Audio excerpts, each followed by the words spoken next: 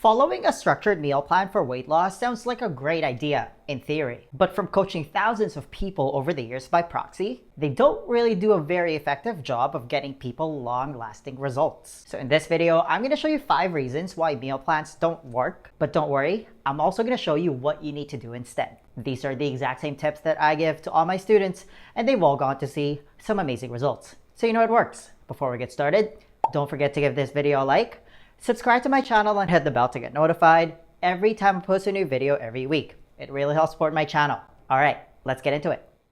Okay, let me quickly define what I mean by a meal plan. I'm talking about a specific list of foods to eat for breakfast, lunch, dinner, and snacks. And having someone like a trainer or a dietitian give you a meal plan sounds like a great idea, in theory. If you just follow the plan, you're gonna get results, right? Unfortunately, that's not what usually happens. Like, I used to give out meal plans when I used to train people in person. It seemed like a good idea, and my clients did get results. The problem is they had a hard time maintaining those results. And this wasn't their fault, by the way. They didn't fail the meal plan. The meal plan failed them. The only times that I've seen meal plans work is when they're followed strictly by bikini show competitors or elite athletes training for a competition. I mean, that's what I used to do when I competed as a weightlifter and I had to make weight. So it wasn't really about the food. It was about making sure that my nutrition needs were met. And even then, the meal plan wasn't really meant to be followed long term. It was designed with a specific time frame in mind. Afterwards, you can bet that I ditched the meal plan. Like, it's not uncommon for bikini competitors to gain a lot of fat after competition. I've heard of some people putting on 20 or even 30 pounds of fat afterwards. Heck, I wasn't immune to that extreme weight loss and weight regain roller coaster ride. Does that sound healthy to you? So for everyone else, and that includes you don't need a meal plan because you have needs that change day by day and week by week. But here are 5 reasons why meal plans don't work. Number 1, they're too rigid. Meal plans kind of just puts you in a box. Again, they dictate what to eat, how much, and when. Yes, you might be able to follow the meal plan for a couple of weeks or even a couple of months, but you can bet that life is bound to get in the way. That's just how it works. Stress eventually hits you and you ditch said meal plan for a relaxing night with friends. Maybe you go on a business trip or a family vacation.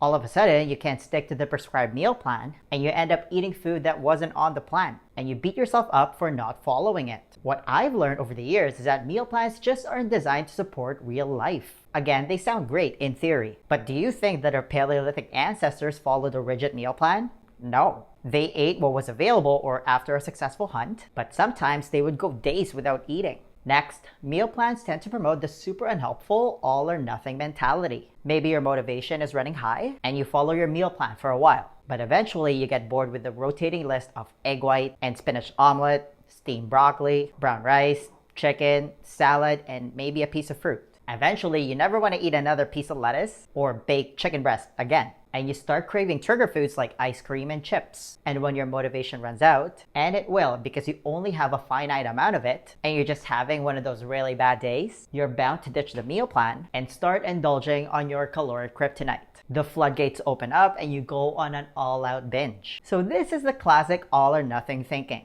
You didn't stick to your meal plan, so you might as well eat everything in sight. You switch to the seafood diet. You see food, you eat it. This all or nothing mindset keeps you stuck. And worse, it ruins your relationship with food. You're constantly yo-yoing from one extreme to another, flipping from full restriction to binging. And as with a lot of things, the truth is usually somewhere in between. Number 3, meal plans usually don't take into account people's cultural preferences. There are very few diets and meal plans out there that take into consideration a person's upbringing and heritage. And that's a big problem. For example, when people come to North America from other countries, a lot of them don't abandon their traditional cuisine, while other people Americanize their eating habits by adopting a diet higher in processed carbs, sugar, and bad fats. There's an eye-opening study out there that revealed that when Japanese women moved away from Japan to the US, their life expectancy dropped by something like 8 years. So meal planning and diets need to factor in cultural differences in order to have any chance of succeeding. But they usually don't. Take me, for example. I'm Canadian, but I was born in the Philippines, which means that rice is a staple of any gathering. I also love sushi. If I follow a meal plan that completely eliminates rice from my diet, it's not gonna work long term.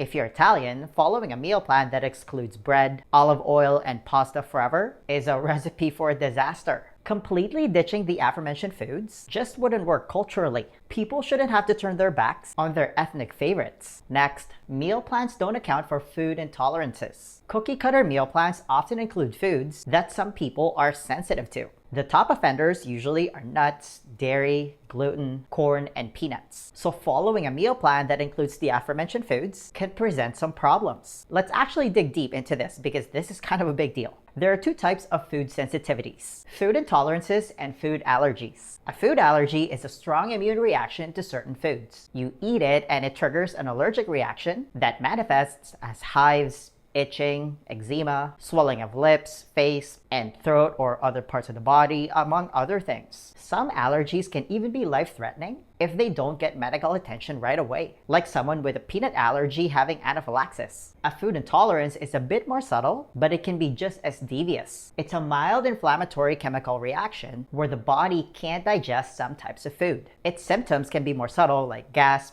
bloating, heartburn, indigestion, headaches, irritability, and other minor symptoms. I hate to throw them under the bus, but vegans and vegetarians often experience most of those symptoms, especially bloating. You'll often see them post pictures on social media of their food baby. Guys, that's not normal. That means that whatever they're eating is causing inflammation and other weird things in their gut. Imagine believing that you're following a diet that's supposed to be healthy, but it's actually messing you up. Fun fact, you're also not saving the environment by going vegan. Back to meal plans. You simply can't follow a cookie cutter meal plan that your favorite Instagram influencer is selling if you suffer from food sensitivities or even suspect that you might. In fact, you need to follow an elimination diet if that's the case. The best elimination diet is the carnivore diet. And it's been shown time and time again to reverse a lot of autoimmune disorders and gut issues. It's the ultimate elimination diet because you're eliminating all the foods that trigger inflammation. Here's the ugly truth about plants. Anti-nutrients found in plants trigger inflammation. The most mainstream anti-nutrient is gluten, but that's actually just the tip of the iceberg. The other big players are lectins, phytates, and oxalates. What are anti-nutrients, you ask? Anti-nutrients are chemicals found in plants that keep our bodies from absorbing essential nutrients from food. It's a defense mechanism they've developed to protect themselves from predators like us. They're not just sitting on the ground waiting to be eaten. Like, animals can run away, but plants can't. So they evolved to become great alchemists. I'm not saying you should never eat plants, by the way. Not all plants are bad. They exist in a spectrum of toxicity. Like, a lot of people have the genetic ability to eat an avocado, broccoli, or mango and be just fine. Same thing with beans. While some people might not be able to tolerate certain plant foods. If they eat a tomato, for example, they start to get eczema or other autoimmune issues. The only way to find out is by using the carnivore diet as your template and slowly introduce some of those foods back to your diet. You should check out my carnivore diet video if you want to know more about it. And lastly, meal plans don't really teach you anything about your individual nutritional needs. Nutrition is highly individualized because everyone's different. Your metabolism, for example, is your unique fingerprint. No one else has it. Your nutritional requirements also change over time. What your body needed at age 20 is drastically different than what you need at age 50 because of fluctuating hormones, your level of activity, and other lifestyle changes. For the most part, unless you do resistance training, you can't eat the same amount of food every day as you did when you were younger. Older adults require even higher levels of nutrients like protein compared to younger people because of something called anabolic resistance. So not eating meat is actually one of the worst pieces of advice you can ever give to someone. Most meal plans are just too generic and not focused on what the body needs during various stages of life. So what should you do instead? You want to learn how to eat intuitively. And this takes some practice. The good thing is the results are going to be so much more permanent. What I recommend you starting with is identify your favorite healthy foods that your body tolerates. Take into consideration your cultural and personal preferences. Don't eat foods you hate just because they're healthy. For example, I hate pickles. I don't care if it's the healthiest food on the planet. I don't want to eat a rotten cucumber. Same thing with salads. I'm not a big salad guy. I think it's rabbit food. Kale belongs in the garbage, so I don't eat it. Listen, life is too short to keep eating foods you hate because there are always other alternatives. But if you're coming from a period of rigid meal plans and you feel like you don't even know what foods you prefer because you've just been forcing yourself to eat whatever's on the plan, feel free to do some experimenting, like play around, eat weird foods that you've never tried before. Beef liver, for example, is something that I used to hate, but now I love it. It's also considered the most nutrient-dense food on the planet. But again, if you don't like it, you don't have to eat it. In terms of quantity, I highly recommend that you plan each meal to include as much non-starchy vegetables as you can. Cruciferous vegetables are great for this. They're basically free calories. My personal favorites are cauliflower, broccoli, asparagus, and Brussels sprouts. Put those things in the oven and put some butter and they become an absolute delight. And then you want to eat at least a palm-sized serving of animal protein, which should cover the minimum of 30 grams to trigger muscle protein synthesis. Hitting that number becomes even more crucial as you age. And then, depending on your weight loss goals and level of activity, you can include some sort of complex carb like root vegetables, starchy vegetables, or even grains if you can tolerate it. Asians have been eating white rice for centuries. Not all carbs are created equal. Japan doesn't have an obesity epidemic, and they have the most centenarians per capita on the planet. You can also have a serving of berries or some sort of seasonal fruit for dessert. Feel free to have some type of dairy if you can tolerate it, like aged cheese or Greek yogurt. Nuts like pistachios or walnuts, or 85% or higher dark chocolate are also great options. And then you want to sequence your meals. This is actually such a great hack. I want you to eat your food in the following order. First, eat your non-starchy vegetables. Next, protein and fat. Or you can eat them both at the same time. And then lastly, your starchy carbs. Eating in that order increases your satiety because veggies, protein, and fat are extremely satiating. Once you get to your carbs, you might not even eat all of it. And that's okay, you don't always have to finish all the food on your plate. Next, minimize snacking. You don't need them. If you're hungry in between meals, it could honestly just be a sign that you're bored or you just need to drink a glass of water. So drink a big glass of water and see how you feel. Now, here's a few other rapid-fire nutritional guidelines for success. Try to eat all your meals in a 6 to 8 hour window. This is more commonly known as time-restricted eating or intermittent fasting. We did not evolve to graze on food all day. You should check out all my other videos about it if that's news to you. Next, don't drink liquid calories. Drink mostly water. Black coffee and herbal tea are also fine. Follow the 90-10 rule. Follow the meal structure I just gave you 90% of the time and indulge in whatever your heart desires the other 10%.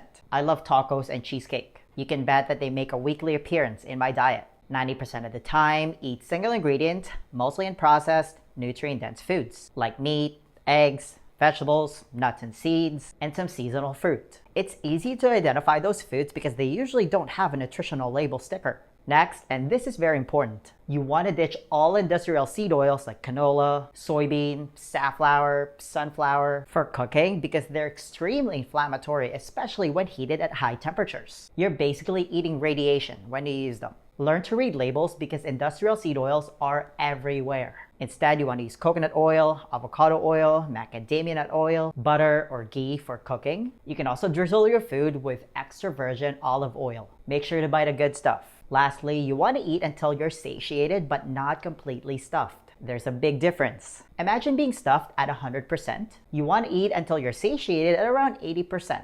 The Japanese have a term for this called harahachi banmei. I'm pretty sure I just butchered that pronunciation. But again, Japan boasts the highest number of centenarians per capita on the planet. They're obviously doing something right. Now, tell me, isn't that so much better than a structured meal plan? The next question then becomes, how are you actually supposed to eat if you want to lose weight? Because here's the thing, 80% of your body composition is determined by your diet. You can't just freestyle this part. Do you have a proven plan that you can follow? To help you with that, I want to give you a free copy of my Lean Body Blueprint. This is how I was finally able to get rid of all my unwanted body fat without depriving myself of my favorite foods or spending countless hours at the gym. It's a simple 4-step process specifically designed for busy professionals, and it's the exact same blueprint that I teach to all my students, and they've all gone to see some amazing results. If you want to be the next success story, then download your free copy of the Lean Body Blueprint right now. There's going to be a link somewhere at the top here or in the description box. Just click on it, type in your email, and I'll send it to you right away. Hey, give this video a thumbs up if you enjoyed it and share it with your friends. Please subscribe to my channel if you haven't already. I post a new video every week, and feel free to leave a comment below if you have any questions about this video. Alright, I'll see you in the next one. Virtual high five.